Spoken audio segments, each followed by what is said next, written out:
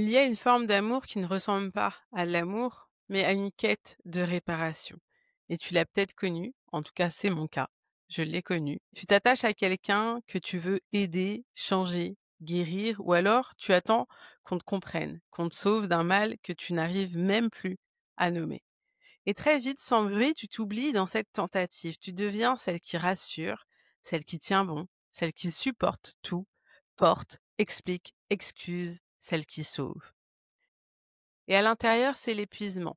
Mais c'est silencieux, parce que tu crois encore que c'est ça l'amour.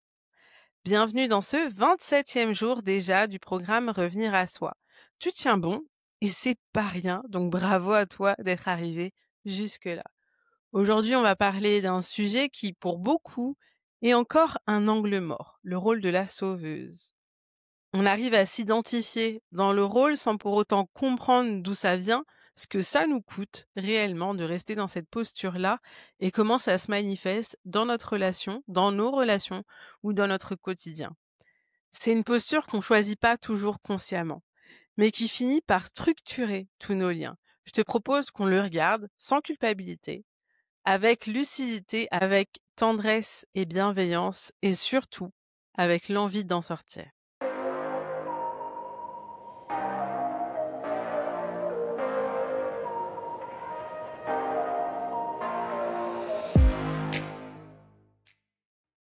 Sauver pour exister. D'où ça vient ça? On se réveille pas un jour en disant: «Tiens, je vais sauver les gens». Non, c'est plus insidieux que ça. Tu le sais déjà, c'est une programmation, un héritage émotionnel. Et souvent, ça commence tôt, voire très tôt. Peut-être que tu as grandi dans un environnement où tu devais t'occuper, réparer, comprendre les autres. Tu as peut-être été celle qui aidait parce que tes parents étaient en difficulté, celle qui tenait la maison parce que tes parents étaient trop occupés, celle qui encaissait pour éviter les conflits. Et là, sans t'en rendre compte, tu as associé valeur à utilité, amour à mission, lien à réparation.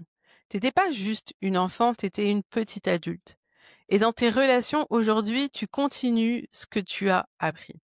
Tu deviens celle qui console, celle qui comprend toujours, celle qui pardonne, qui explique et qui tient bon. Donc parfois on sauve pour être aimé, parce qu'on a appris que notre valeur était dans ce qu'on pouvait donner, qu'on serait choisi si on était utile, qu'on serait aimé si on réparait, si on soignait ou si on comprenait. Tu as peut-être été celle qui écoutait les douleurs de tout le monde, même petite. Par exemple, tes parents se séparent et tu restes avec un parent qui vit mal cette séparation-là. Donc pour ne pas être un poids, tu t'occupes de ses émotions. Tu fais pas de vagues, tu écoutes.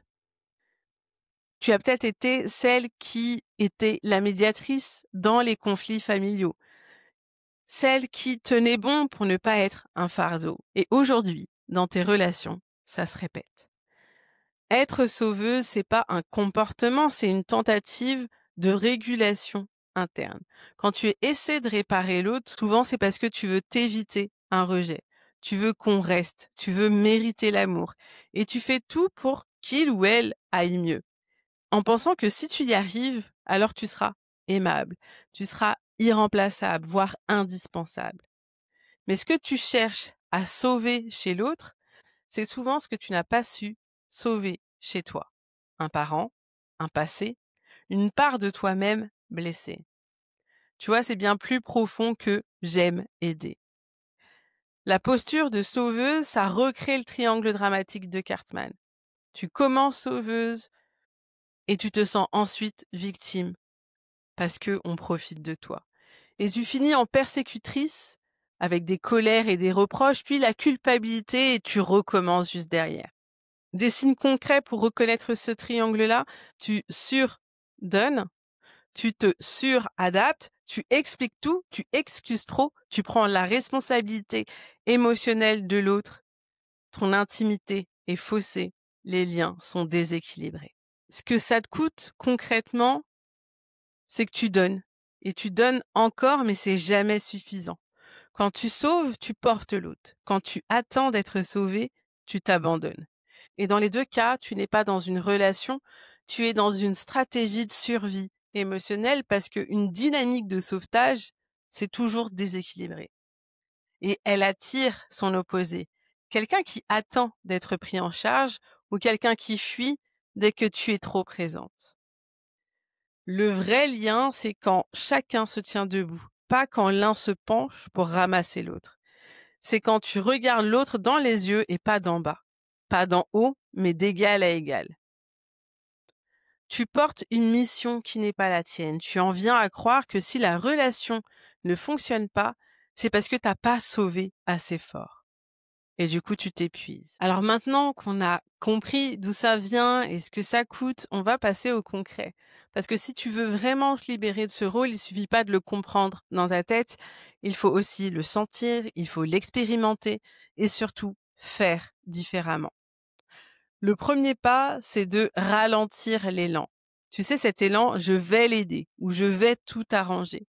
La prochaine fois que cet élan, tu le sens arriver, tu respires profondément 3 fois, calmement, et tu te poses cette question: est-ce que je le fais par amour ou par peur qu'on me quitte ou qu'on me rejette?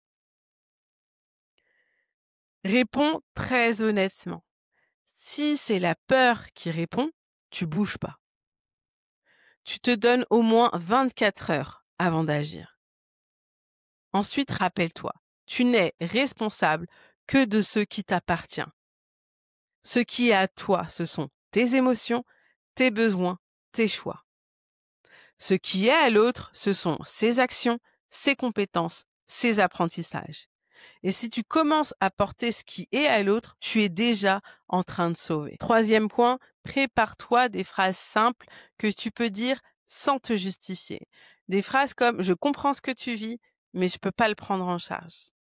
Je tiens à toi et je te laisse gérer cette partie. Je suis pas disponible pour ça. Ces phrases-là, elles créent un espace où tu restes présente, mais pas sauveuse. Ensuite, et je pense que c'est la plus grosse partie, il y a un changement d'identité à assumer. Si toute ta vie t'as joué ce rôle-là, qui tu vas être sans ça? Il faut être OK à l'idée de ne plus avoir ce rôle-là dans ta vie et dans la vie des autres aussi. Donc chaque matin, répète-toi: je dis au revoir à la sauveuse en moi. Je suis une femme qui accompagne sans se sacrifier. Mon amour n'est plus une mission, c'est un choix. Et si tu sens que c'est difficile de tenir toute seule, c'est là que l'accompagnement devient précieux, parce que sortir d'un rôle identitaire, ça demande parfois un regard extérieur, un cadre, un espace où on t'aide à repérer tes réflexes automatiques et à en créer des nouveaux. Ce que tu sauves en t'épuisant, c'est pas vraiment l'autre, c'est une vieille peur. Et aujourd'hui, tu peux commencer à lui dire au revoir. Alors dis-moi en commentaire, est-ce que tu te reconnais dans ce rôle de sauveuse? Et dans quelle situation tu le prends encore, même sans t'en rendre compte? Si t'es arrivé jusqu'ici et que t'es pas encore dans le programme Revenir à soi, sache que tu peux encore nous rejoindre, même si on est au jour 27. Tu recevras tous les jours depuis le jour 1 avec les exercices par mail. Et si tu veux aller encore plus loin pour travailler en profondeur cette posture, voir ensemble à quel moment tu prends ce rôle et comment en sortir, je peux t'accompagner en séance individuelle. Tu trouveras toutes les informations pour réserver ta première séance dans la barre de description. On se retrouve demain pour la suite. En attendant, abonne-toi pour ne rien manquer et prends soin de toi. Merci d'avoir écouté, merci d'avoir été là et à demain.